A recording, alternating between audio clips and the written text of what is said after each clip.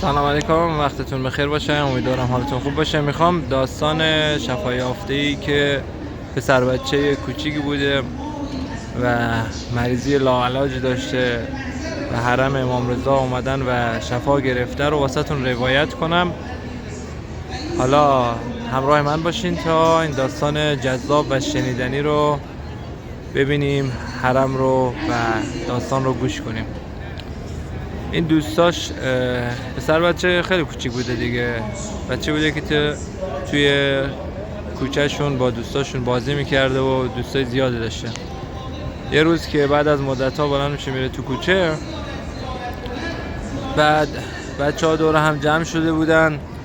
یکی از دوستاش اینه که دور هم جمع شده بودن گفتن ای بچه‌ها، حالا هر کس بگه چه غذایی رو بیشتر دوست داره. همه باید بگین. چطوری؟ موافقین یا نه؟ از تو شروع میکنیم وحید. بعد وحید میگه من بادمجون دوست دارم، کشک بادمجون. بعد اون یکی دیگه میگه اتفاقا من از بادمجون بدم میاد. پس چی دوست داری؟ میگه پیتزا. بعد اون یکی دیگه میگه منم پیتزا رو دوست دارم با ماکارونی. بعد اون یکی دیگه دوستش میگه ولی من عاشق قرمه سبزی ام. قرمه سبزی مامانم حرف نداره. بعد اون یکی دوست دیگهش میگه من همه غذا رو دوست دارم، اصلا هر غذایی رو که مامانم درست کنه خوشمزه است و دوست دارم بخورم.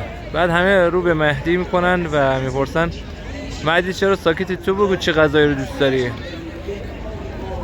مهدی ساکت و بخ کرده کنار چماته زده بودش و با چشمای گود افتادش که رنگ غم داشت چون نگاه شاید بچه ها نگاه میکرد و به سمت کامبیل چرخید و گفت من هم مثل شما همه غذا رو دوست دارم، یکی رو بیشتر یکی رو کمتر.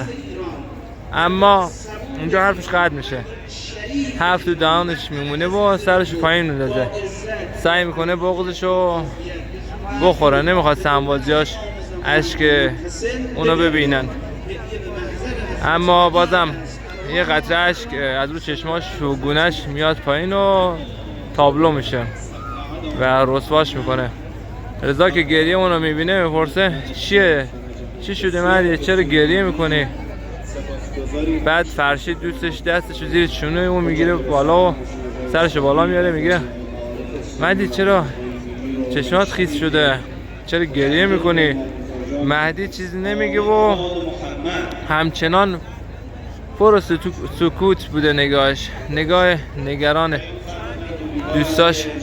بعد یه چند دقیقه بین دوستاش و مهدی یه سکوتی ایجاد میشه و فرشید که میخواسته این سکوت سنگین رو از میونشون بشکنه دوباره میپرسه، میگه نگفتی چه غذایی رو از همه بیشتر دوست داری مهدی؟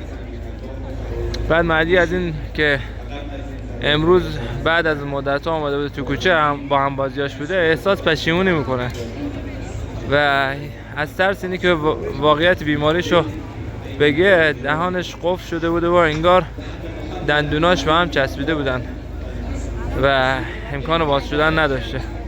یه عرق سرد توی پیشونیش میاد، یه فشار اندوه و نگاه محزونی داشته این طفل.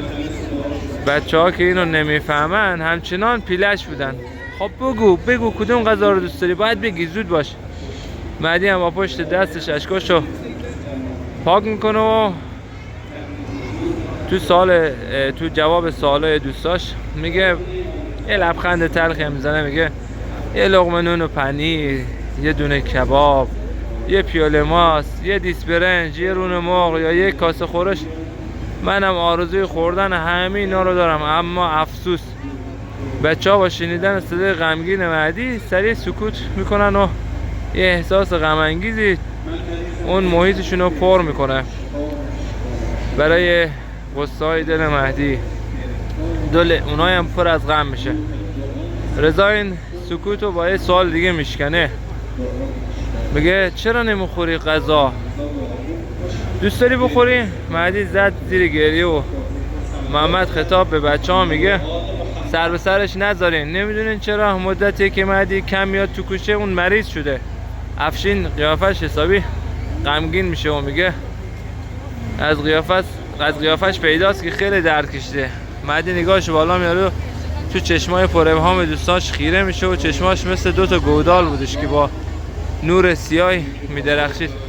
فضای سخت و دلگیر و ساکتی توی بچه ها بودش. همه بچه ها به دهن مهدی خیره میشن و که یه حرفی بزنه، یه چیزی بگه. همه که به همه تردیداشون پاسخ بده. مهدی هم نگاهش رو از رو صورت بچه ها جمع میکنه و در حالی که به زمین روش خیره شده بودش میگه من دیگه مثل شما نمیتونم هر چی دلم میخواد بخورم. دکترها بهم رژیم غذایی سختی دادن که باید تا وقتی که خوب بشم رعایت کنم. نمیدونم مریضیم چیه، ولی وقتی که درد میاد سراغم اونقدر فشارم میده که مثل دیوونه ها میشم، دل پیچم میگیره، آب دهان بینیم سرازیر میشه. بعد نگاه پرتمنا و ملتمسانش ادامه میده برام دعا کنین که خوب بشم، دوباره بتونم باهاتون بازی کنم. صدای یه زنی از اون دور به گوش میرسه که مهدی رو صدا میکنه. بچه هم به سمت صدا برمیگردن، میبینن که مادر مهدی از پنجره خانهشون سرشون رو بیرون آورده و صدا میزنه باید مهدی بیا. بعد مهدی هم میگه باید برم، حتما وقت خوردن قرصامه. از بس قرص خوردم دیگه از دیدن قرص حالم به هم میخوره. برام دعا کنه. بچه هم با سکوت بدرقش میکنن. تا لحظه رفتن، بعد از رفتن مهدی سکوت همچنان تو جمعشون بودش.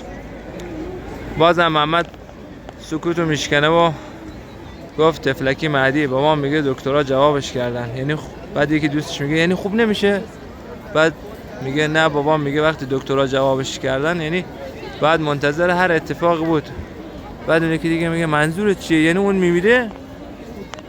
بعد میگه بابام میگفت مرگ زندگی دست خداست، اما امیدی هم به خوب شدنش نیست مگه که معجزه بشه و خدا اونو شفا بده. بعد میگن پس باید برای شفا مهدی دعا کنه.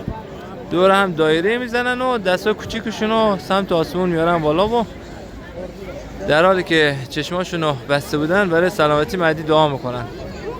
این سکانس اینجا تموم میشه و بعد میره داخل خونه خود مهدی. مادر با بغض گلو میگه نمیشه که دست رو دست گذاشتین، دکتر نشده دکتر دیگه، این بیمارستان نشده بیمارستان دیگه. من این حرفا سرم نمیشه، بچه‌مو میخوام، نمیتونم ذره ذره آب شدن اونو ببینم و حرفی نزنم. بغضش میترکه و سیر گریه میکنه، پرسوز و پر اشک. پدر سعی میکنه آرومش کنه. صبوری کن زن، خوب میشه، هر کاری دستم بر بیاد براش انجام میدم، هر دکتری که لازم باشه میبریمش، فقط تو صبوری کن صبوری. بعد خانمش میگه آخه چقدر سر، والله سنگ دلم لعل شد، اشک هم اگه نریزم پس چی کنم، با آتش درونم. صبوری هم حد اندازه‌ای داره، به خدا دیگه کاسه صبرم لبریز شده، طاقتم تاق اومده، نمیتونم تحمل کنم، چاره چیه؟ بعد میگه چاره چیه مگه جز صبوری و دعا، کار ازمو برمیاد، بسپرمش دست خدا، اونی که داده مصلحتشو بهتر از ما میدونه. اگه بخواد خودش نگهش داره نگه میداره، اگه خواستش اینه که پرپر باشه به این درد راضیم، به رضایتش، امانت خودشه. دستش را بالا آورد و با سوز خدا صدا کرد خدایا مگه یه انسان چقدر تحمل داره، دنیا رو آفریدی که همش درد بشه و فراق، اگه میخوای امتحان کنی خدا منو امتحان کن، من باید امتحان پس بدم. این بچه چی گناهی کرده که باید درد بکشه؟ چرا این مریضی نادر مثل خوره به جونش افتاده، خورد و خمیرش کنه. بعد مادر مهدی میگه خب ببریمش مشهد پابوسی آقا، هم شفاخواهی همینی که بریم مشهد برای شفا، موافقه؟ بعد میگه خوبه، شاید آقا هم عنایت کنه، پدر مهدی آقا عنایت کنه شفا بده. بعد اینا راه میفتن میان مشهد. خدمتتون عرض شود که میارن مشهد و صدای دلانگیز دعا تمام صحنه رو پر کرده. به مهدی هم کنار پنجره فولاد به خواب رفته، پدرش کنارش نشسته و قرآن میخوره، دقیقا پشت همین پنجره فولادی که داریم میبینین. مادرم یکم اونورتر داره نماز میخوره. مهدی یه تکونی میخوره و چهرهش لبخندی میشینه، چشماشو که باز میکنه نگاهشو این ور اون ور و این سو اون سو میچرخونه. پدر قرآن میبنده به سمت مهدی خم میشه. چیزی میخوای؟ تشنم بود. اون آقا به هم آب داد و گفت که من خوب شدم. آقا؟ کدوم آقا؟ نمیدونم کجا رفت، گمش کردم. اینجا بود روبروی من، چشامو که باز کردم غیب شد. تو خواب دیدی؟ برام تعریف کن. تو خوابت چی دیدی؟ میگه همینجا تاریک بود مثل شب بی مهتاب، تنها بودم و تشنه، ترس تو وجودم بود و میلرزیدم. یهو نوری از دور پیدا شد و همه جا رو روشن کرد، مثل اینکه صبح شده باشه، خورشید اومده باشه. از میان نور یه آقای با قامتی بلند جلو اومد و گفت تشنه‌ای؟ گفتم آره تشنم. دستش جلو آورد و مشتشون پر آب بود. آب رو که نوشیدم لبخند زدم، گفتن تو خوب شدی. یهویی غیب شدن. هر چی دنبالشون گشتم پیداشون نکردم. پدر غرق در شادمانی شد، چون میدونست که تفسیر خواب شفای پسرشه. از مشهد که برمیگردن میبرن پیش دکتر. دکتر حالا آزمایش میگیرن، حالا هر کار میکنن. دکتر سرش بالا میاره در حال که نگاهش پر تردید بوده. تو چشمای پدر نگاه میکنه و میگه درسته پسر شما هیچ نیاز به پرهیز غذایی نداره، دیگه تو وجودش نشونه از بیماری گذشته نیست. پدر میخنده و میگه پس شفا حقیقته. دکتر یه سر تکون میده و حرف رو تصدیق میکنه. بله، شفای حقیقت انکار نپذیره. شکی هم اگه بود تا حالا دیگه نیست، چون ما پذیرفته بودیم که بیماری پسر شما با دارو درمان نمیشه حلش کرد. ما فقط درد رو تسکین میدادیم، اما حالا این فقط میتونه یه معجزه باشه. پدر خندید و گفت بله، معجزه شفا. الحمدلله آقا مهدی هم اومدن مشهد و اینجا شفاشون رو پشت این پنجره فولاد گرفتن. انشالله نفر بعدی که شفا میگیره یکی از بیمارای شما باشه یا خودتون اگه بیمارین بعد از دیدن این ویدیو شفا بگیرین. اگه حاجت دارین حاجت روا باشین. اگه مریض دارین شفا بگیره. اگر مشکل کار و مسکن و ازدواج دارین مشکلتون حل بشه انشالله. هر حاجتی در دل دارین روا بشه انشالله. به حق علی ابن موسی رضا. انشالله فرج آقا جانمون امام الزمان رو ببینیم، درک کنیم، در رکابشون باشیم. انشالله جوانایی که بچه میخوان خدا بچه‌های سالم و صالح بهشون بده. زندانیان بیگناه هر چی سریعتر آزاد بشن. هر کس هر حاجتی داره حاجت روا باشه. انشالله شما هم حاجت روا باشین. هممون فرج آقا جانمون امام الزمان رو ببینیم، درک کنیم، در رکابشون باشیم. لایک کنید، سابسکرایب کنید، برای دوستانتون ارسال کنید. امیدوارم که لذت برده باشین. بفرستید واسه دوستانتون. هر شب ساعت 9 شب